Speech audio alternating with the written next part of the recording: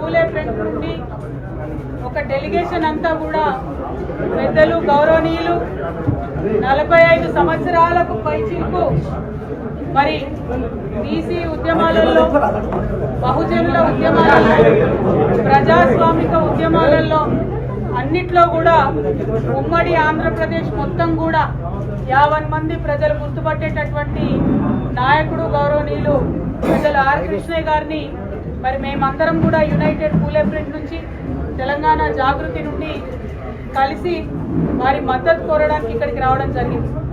మీకు తెలుసు, గత 2 సంవత్సరాలుగా కూడా మరి కామారెడ్డి డిక్లరేషన్ ఏదైతే కాంగ్రెస్ ప్రభుత్వం ఇచ్చిందో దాన్ని అమలు చేయాలని చెప్పి మేము పెద్ద ఎత్తున పోరాటం చేస్తూ ఉన్నాం.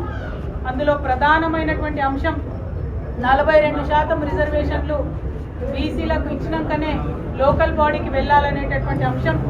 ఆ అంశం మీద ప్రధానంగా పోరాటం చేయడం జరిగింది.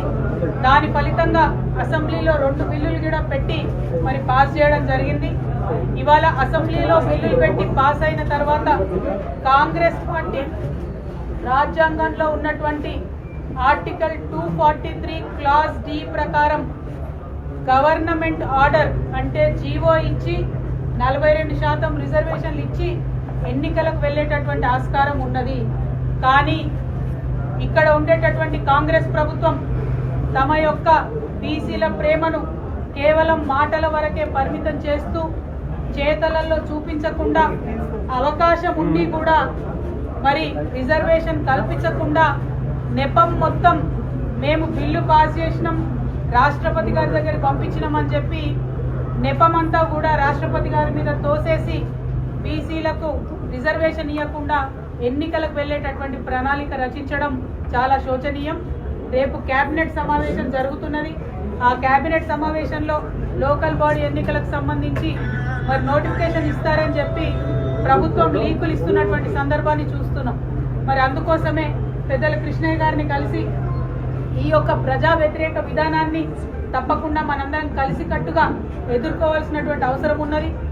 రాష్ట్ర కేంద్ర ప్రభుత్వాల మీద ఒత్తిడి పెంచాలంటే ప్రజా ఉద్యమాలే దానికి మార్గంగా కనిపిస్తూ ఉన్నాయి.